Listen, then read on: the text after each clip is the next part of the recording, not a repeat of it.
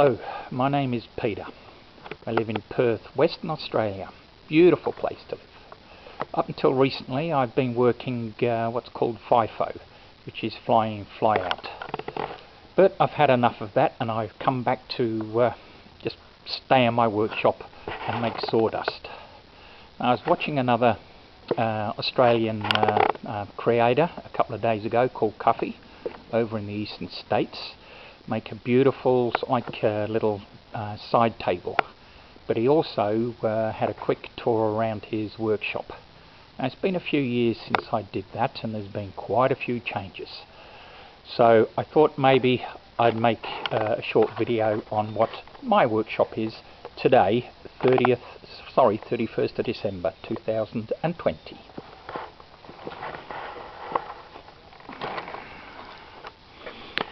Okay, so it's about 12 meters long by 8 meters wide, so quite a decent workshop. Hopefully laid out to my liking. Everybody has their own tools and their own setup, but one of the things that made me think about doing this in Cuffy was that he had a long hose to do all his dust collection, and an extension lead that he had across the floor, which is not a good scene really. So I thought, okay, I will do a little bit of a show and tell of my workshop. So it's a big double door, and as you come and have a look inside, the first thing is it's a 14-inch bandsaw there and an 8-inch jointing machine there. Now, one of the things that poor Cuffy had a problem with is that he's got one 15 amp outlet, which I have something similar. Okay, so this is the blue one here, but rather than have it trailing across the floor, what I've done is I've got an extension lead that goes over the top, to the middle of the workshop. Okay, and then I've clustered my tools, my 15 amp tools, around that particular hub. Okay, makes life a lot easier, and all I do is just change the plug over when I need to. Okay, a few little frames there for when I'm doing long stuff on the bandsaw there. Okay, so as we come across here, I've got some grinding machines and things like this. Don't get too much use. I don't really do a lot of metal work or things that need to do that. Come across a little bit further, Dremels that get used, and I hand sharpen up and over the top using diamond plates and things like that. So a couple of different work stations around the place,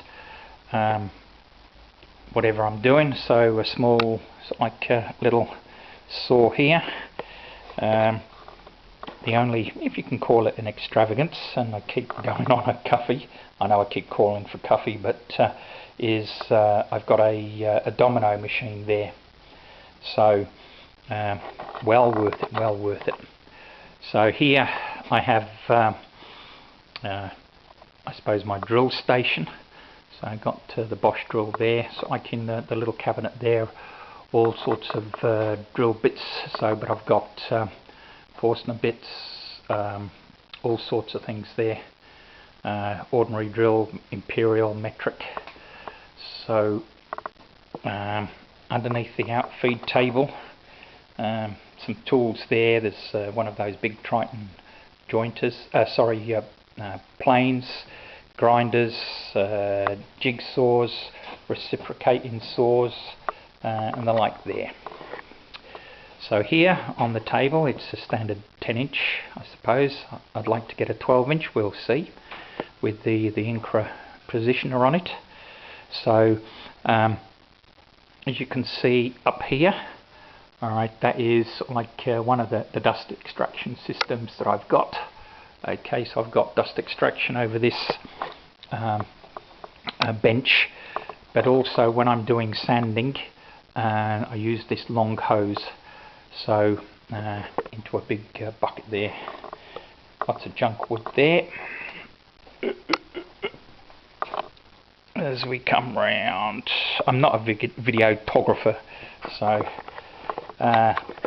chisels, like carving chisels and things like that in there, a couple of jigs and things. So again, many years ago I was watching the Wood Whisperer, and this is a version of a tool cabinet that he had. So get you out of the way a little bit more. So I haven't done a lot of planning for this, by the way. I'm just doing it. Okay, some of the planes and things like that as we come across. Lots of chisels. So junk. Mallet there. Crosscut panel saw. That fancy thing is there is when I do use my router to do tabletop flattening and things like that. So, as the saying goes, sort of like you never have enough clamps. I must have for over 120, I'm sure. So, as we come round. So, okay, batteries. I do use nail guns every now and again. So, and again, there's the compressor across the top. Sorry about the light. Down to the sort of like the middle of the workshop. So for cleaning off, or if I'm having to do some sort of like pin nailing. Here we go. This is my table saw. Standard like 10-inch. So I've got the dust collection to come over the top and then sort of like underneath. So I have got a sort of like a panel slide here that gets used every now and again. So again, that was put down to Cuffy. The other person that sort of like does influence me quite a bit is Stumpy Knobs. He some of the things he suggests are pretty good. Okay, so I made this table bench about 6-7 years ago, and a lot of people will say, hey, you need it, and it does. It gets a lot of use. Again, sort of like some drawers there that have got some sort of like small tenon saws and some more planes and things like that. Another sort of like set of chisels. They seem to have a couple of sets of sort of like everything. So as we come round, junk, some more power tools here. So like in the box there, I've got all the different sort of like odd glues, like 5-minute epoxy. I've got some what do you call it, contact glue, super glues and things like that. I do, believe it or not, do quite a bit of handwork, and in fact I've got a job to do for my wife's church very, very soon. They want a little box making, so that's going to be with dovetails, so that'll get a bit of a use. So and I've got a sawyer's bench there, a bit hard to see maybe, paints and all sorts of weird stuff there.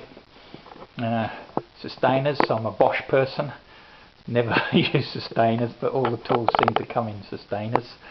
Okay, Bessie clamps, just a little sort of like mobile bench.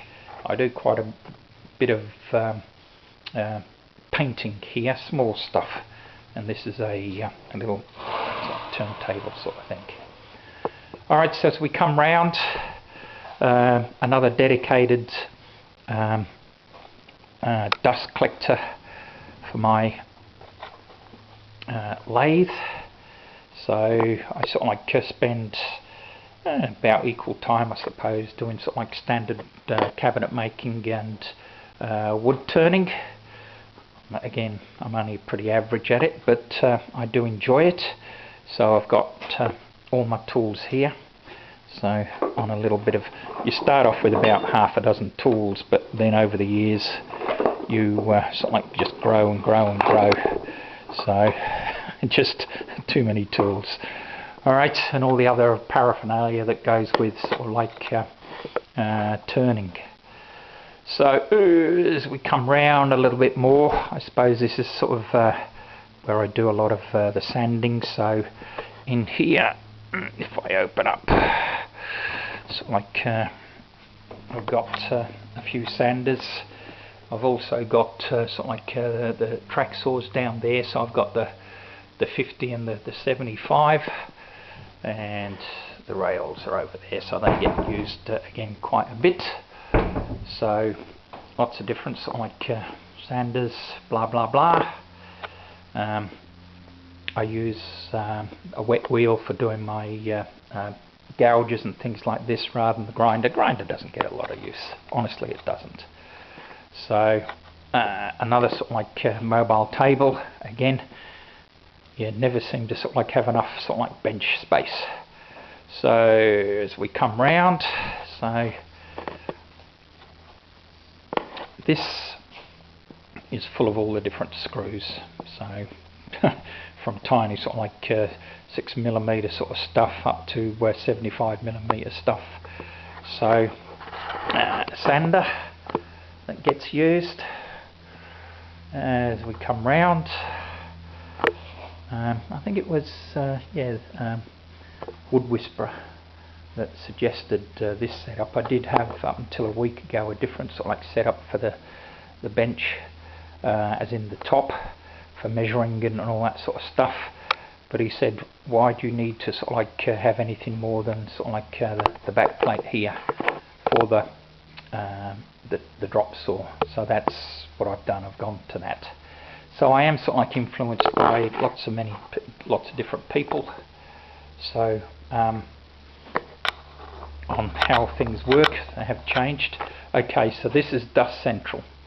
So again, Stumpy Knobs suggested sort of like rather than having all the flex hose, get solid pipe and try and take all the sharp bends out, and it will increase the efficiency.